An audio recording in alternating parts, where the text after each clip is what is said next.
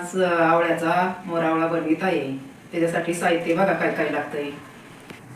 त्याच्यासाठी 1 किलो आवळे, 1 किलो गूळ, पावशेर साखर, 4 मिऱ्या, विलायची 4 लवंगा, आपले 1 इंच दालचिनी. हे बघा आता आपण बाजारातून आवळे आणले की मी 2-4 पाण्याने धुवून असे अर्धा तास मिठाच्या पाण्यात मुराय ठेवते. नंतर मिठाच्या पाण्यातून 2-4 पाण्याने धुवून घेतली. आता ही पाणी मी उकळाय ठेवलंय. आता ही आपण वाफलून घेऊया. हे असे चाळणीत वाफलाय ठेवायची. आपण आता पाणी उकळाय ठेवतं. आता ही अशी चाळणी घेऊन अशी ठेवायची. मी इडलीचा कुकर घेतला आहे. अशी ठेवून द्यायची. 12 ते 15 मिनिटात वाफत द्या. हे असं झाकून 12 ते 15 मिनिटात वाफलून निघतात. आता आपले आवळे वापरले असतील.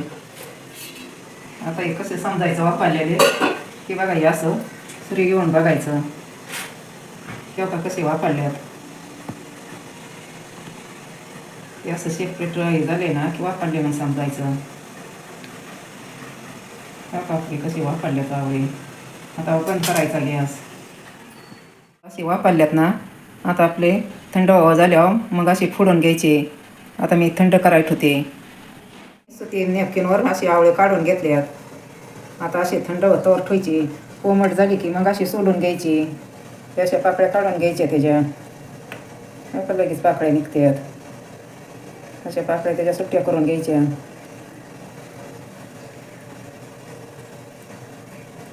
बघा अशा पाकळ्या सुट्ट्या होत्यात लगेच.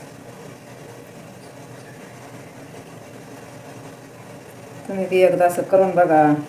छान लागतो मोरावळा. असं केला की बरोबर वर्ष 2-2 वर्षे मोरावळा टिकतो.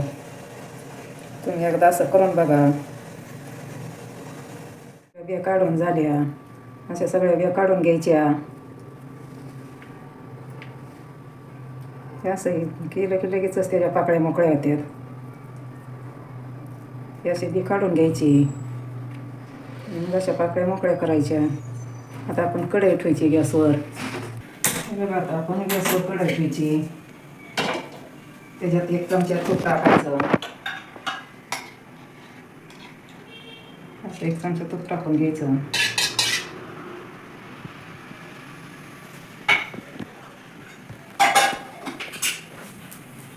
असं टाकायचं. आवळ्याच्या पुढे असे टाकले की नंतर मग गूळ टाकायचा. बघा असं आवळ्याच्या फोडी टाकून घेतले ना की लगेच मग गूळ टाकायचा त्याच्यावर. असं गूळ बारीक चिरून घ्यायचा, नाही तर मग किसून घ्यायचा.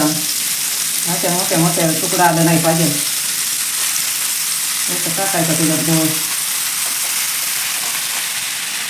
आणि फुल गॅस करायचा नाही. सुरुवातीला लो गॅसवर असं दाबून ते गोळी भरून द्यायचा.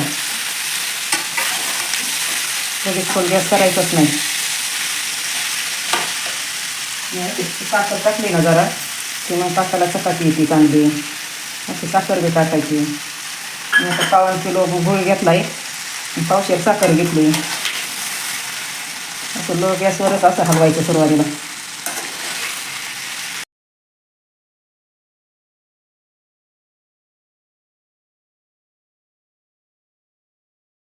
आता गोळी तळ आहे ना की आता ही विलायची, लवंग, मिरी आणि दालचिनी ही टाकून घ्यायचं याच्यात. फुल गॅस करायचाच नाही. असं लोवरच गुळ वितळून घ्यायचा. कसं पाणी झालं गुळाचं सर्व. पाणी अजिबात टाकायचं नाही त्याला वरचं.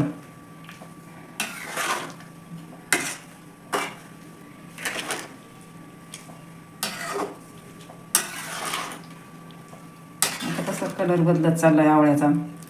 आता नंतर बघा किती बदलत. चिमटभर मीठ बी टाकायचं त्याच्यात. मिठाने चव येते चांगली. आता हे बघा होत आलाय. कसा आता कलर बदलला आवळ्याचा हे बघा.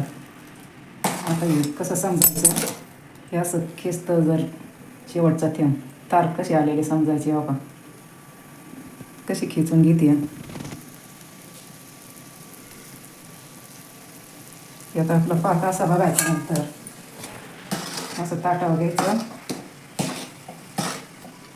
असं 2 थेंब टाकायचं आणि थंड झाल्यावर मग बघायचं पाक आलाय का काय.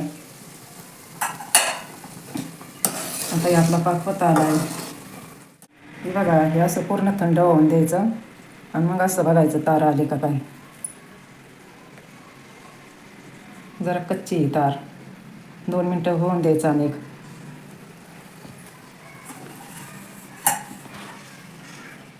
आपला आता मोरावळा होत आला आहे.